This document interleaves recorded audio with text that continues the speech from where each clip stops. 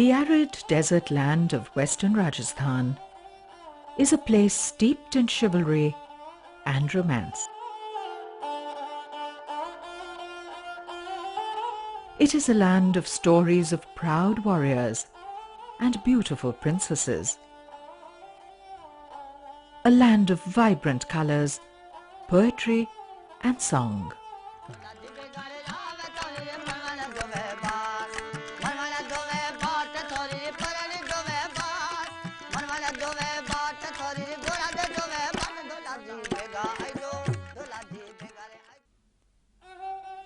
In days gone by, caravans passed through here, carrying fabled spices and textiles of many lands.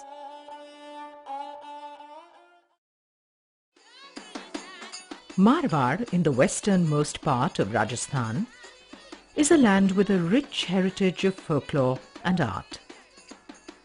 It was ruled by the Rathore clan of Rajputs.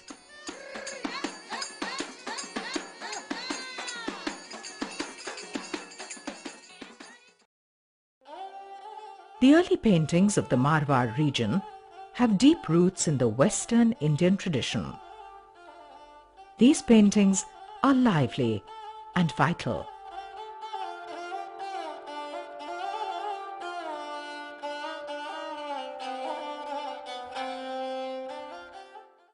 The other context in which the Rajput rulers loved to be painted, as well as surrounded by their nobles, was on horseback or hunting, but particularly the equestrian portrait, where the ruler is riding along surrounded by his retinue, became extremely popular in the 18th century. This was something that was basically borrowed, like most of the concepts of Rajasthani painting, was borrowed from Mughal art. First, like everything else, it was the Maharajas who were depicted on horseback.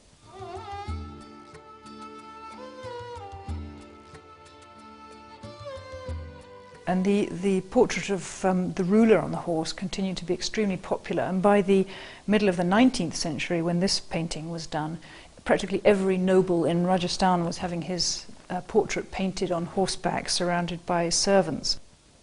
But here you can see that the horse has become almost a caricature of the rather elegant equestrian style of the Mughal and earlier Rajput period.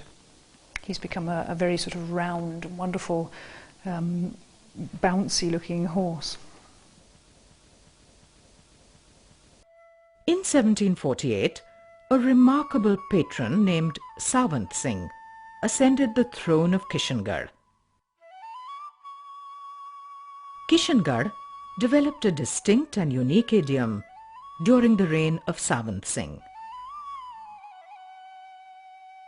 He was deeply interested in poetry and wrote verses in praise of Radha and Krishna under the name of Nagaridas. Savant Singh was in love with a court singer called Bani Thani. Here began a very interesting and curious aspect of Kishangarh paintings. The female figures in the paintings, especially those of Radha, are believed to be modelled on Bani Thani. Savant Singh may have seen the image of Radha in his beautiful consort, and their own love story became that of Radha and Krishna.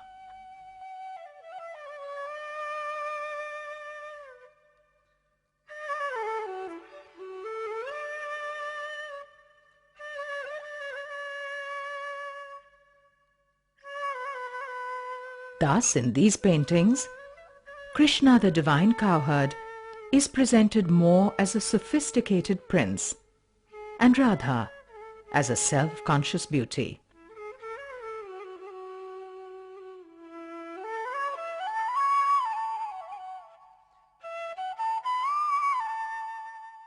The palatial setting of the Kishangarh fort is shown in many of these paintings, with its lake full of lotuses.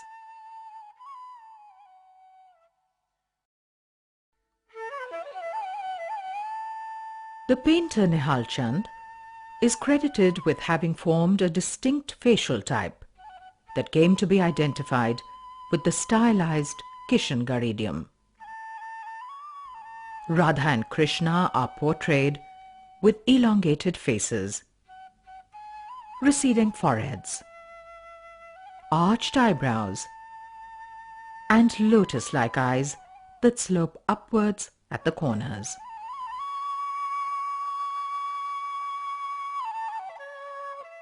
These paintings are highly decorative in nature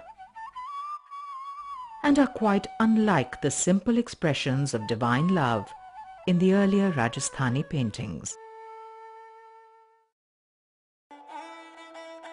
The miniatures of Rajasthan present a world of vivid colour and chivalry.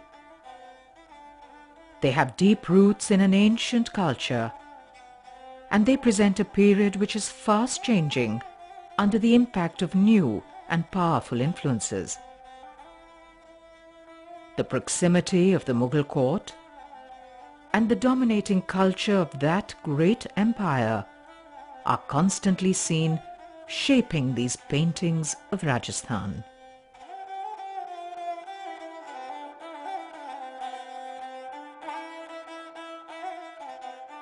Each kingdom has a distinct flavour and takes us into a world of its own. Here was a unique blend of traditional themes and the new technical finesse which was developed in the Mughal ateliers.